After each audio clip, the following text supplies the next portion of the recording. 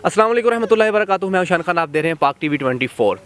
आज हम मौजूद हैं एक ऐसी हस्ती के पास, ठीक है, जिन्हें चाचा पीटीआई कहा जाता है। ठीक है, वो हम बात करेंगे कि जो नवाज शरीफ ने बोला है कि इमरान खान जो है वो पाकिस्तान का सबसे बड़ा चोर है। आज उज़मा बुखारी ने बोला है कि इमरान खान को चाहिए कि मरीम नवाज़ के पास एक हफ्ता रहे और सियासत सीखे। इसको तो अली बे का भी नहीं पता सियासत का। इस पे क्या कहना चाहते हैं ये बुजुर्ग चाचा पीटीआई? इनसे बात इन्होंने बंदा पूछे भी इन्होंने लोगों को सियासत सीखन जानी है। इमरान खान है कि जेड़ा बगैर लिखण पढ़न तो बोलता है, ये तो आले वाला खत पढ़ते हैं, सिर्फ आले वाला खत। इसलिए भी वो आले वाले खत की मिसाल ये है। मैं इन्होंने लोगों को दसना चाहना भी एक मुंडा सी, माँ प्यो का पुत्र इक्को ही सी, तो थोड़ा जिहा पढ़ गया तो माँ ने उन्हें एक खत पढ़ के ना सिखाया तो उन्हें सीख लिया, तो चुक के आले ते धर छड़ना। वो शादी हो गई, वो सहुरियां दे घर खत आ गया। उन्हें आख्या मुंडा साडा जवाई पढ़िया है।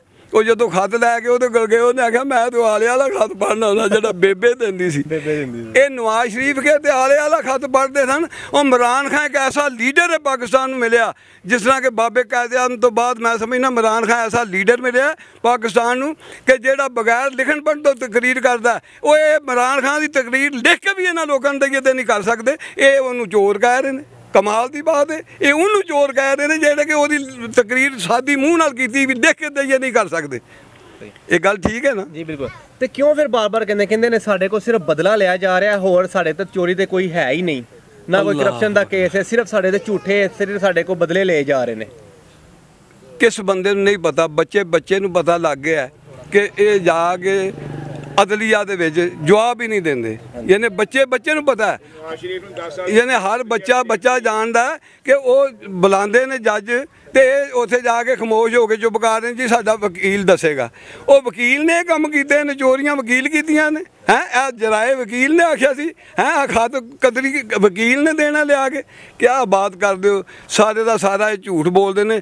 कोई जवाब तो देना जाके फिर सारे जिन्ने हैं उन्होंने दे लीडर पिछे। मैं तो हैरान हाँ, मैं कई बार सोचना या अल्लाह जे साडे लीडर बख्श करते तो पाकिस्तान का कोई बंदा भी नहीं रहन लगा। सारे बख्श करते, हर गल झूठी करते। राणे सनाल दी गल सुन लो, वो माशाअल्लाह जेड़ा नवाज शरीफ साहब आए सन, उन्होंने आख्या वो लोगों जेड़ा नवाज शरीफ नूं वेख लवे हज जिन्ना स्वाब है। मैं आख्या ओए लूण लीक आ लियो, माशाअल्लाह तुहाडा ते खाना कहवा इत्थे। नवाज शरीफ नूं वेख लिया करो, उत्थे तुहां खे खान जाना। अल्लाह अकबर। इहो जे लीडर वजीरे कानून इन्हां दे इहो जे ने। ये सियासत इमरान खान नूं कहंदे ने साडे कोल सिख लै। इन्हां ने इमरान खान नूं सियासत की सिखानी है भाई जी? इस वास्ते भी ये आप ही इहो जिहियां गल्लां जेह्ड़े करदे ने, ये सियासी है कित्थे सन?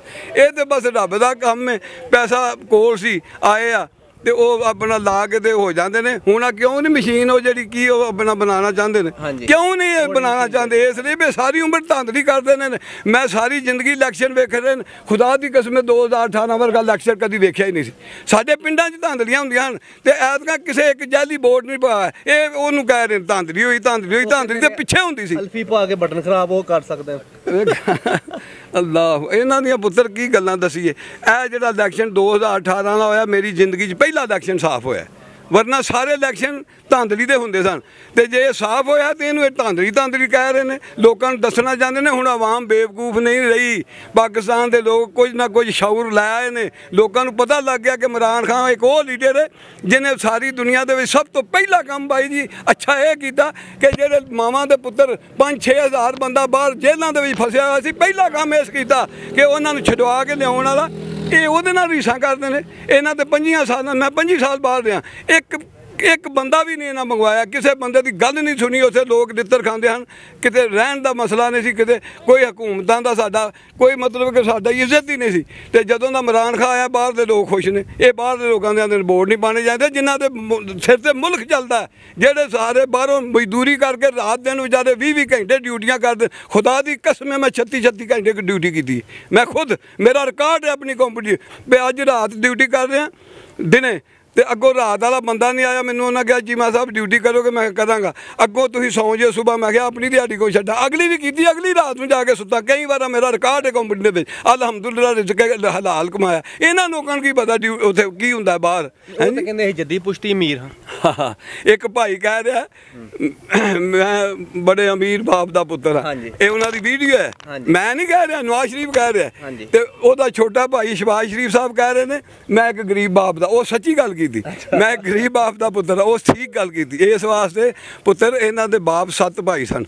वड्डा जिहड़ा सी बाबा मियाँ बरकत बड़ा अच्छा आदमी सी, बड़ा वड्डा जवान सी। उस वेले आ जिहड़ी मतलब कि अपना अजकल बंदे रेहड़ी बांधे ना, वो रेहड़ी वाह के उस इन्हों पालिया भरावां नूं पढ़ाया। तो वह आंदा हुंदा सी हरामजादे भैड़े काम ना करया करो, भैड़े काम ना करया करो, अच्छे काम करया करो, गरीबां दा माल ना खाया करो, मजदूरी ना खाया करो। वो बड़ा नेक ते बड़ा अच्छा आदमी सी। अल्लाह पाक उन्होंने जन्नत फिरदौस दा मकाम। वो माई कलसूम बड़ी चंगी सी, बीवी इन्हां दे घर आ गई सी, लेकिन अच्छे खानदान दी सी। जेड़ा अच्छा होवे उन्होंने लोग अच्छा ही आंदे ने, जेड़ा बुरा होवे उन्होंने लोग बुरा आंदे ने। हाँ जी। अच्छा दुर्गो, आखिरी एक सवाल, महंगाई तो लोग बहुत तंग ने। देखो बेटा, मैनू पता है जो डॉलर वधदा ना दुनिया नाल ना तेल वध जांदा। दुनिया ते इमरान खान ते नहीं वधांदा, ये दुनिया नाल डॉलर चलदा, दुनिया नाल तेल वधदा, वधाना पैंदा। नंबर 1 मैनू पता कि महंगाई जो साडा दौर सी उदों 400 रुपया मजदूर लैंदा सी। अज तो 2-3 साल 4 साल पहले हुण 800-900 1000 रुपया मजदूर लै रहा। अगर वो वास्ते महंगाई होई तो उन्होंने पैसे भी वध मिलते हैं, वह अखराजात चल रहे हैं। मिस्त्री 800 रुपया लेंदा सी, 1600 रुपया लै रहा है। इस वे तुम शहरों पुछ लो, साढ़े इतने 1400-1500 तो पिंडा च ना, शहरों भी 1500-1600 लै रहा। तो जदों महंगाई होंदी है नाल मजदूरी वधदी है, वो सिलसिला उस तरह ही चलता है। लेकिन महंगाई जी है दुनिया तो कोई इमरान खान कल्ले इतने नहीं बनाई, इंडिया साढ़े तो भी बदतर है।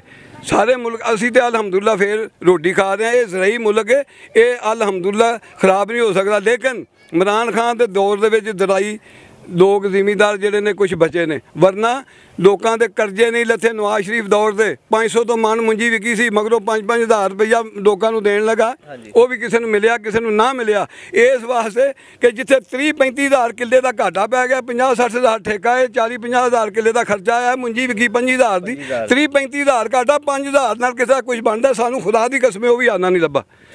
इस वास्ते मैं कसम चुक के कह रहा, सानू एक टैडी पैसा नहीं लभा, किसी ने लभे ने तो पता नहीं लभे ने, जाकर हुकूमतें खा गई ने।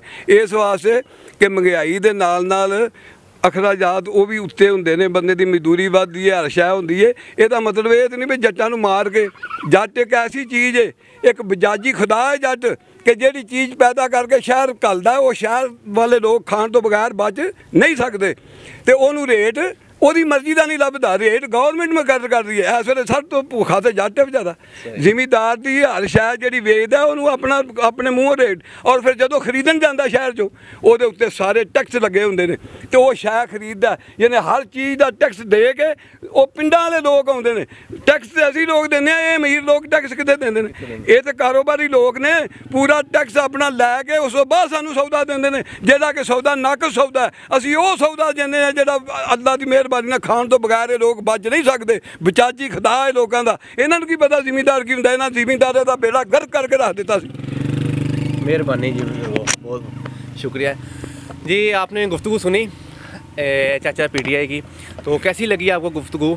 कमेंट में लाजमी बताइएगा। इसके साथ ही हमें इजाज़त दें। अल्लाह हाफिज़।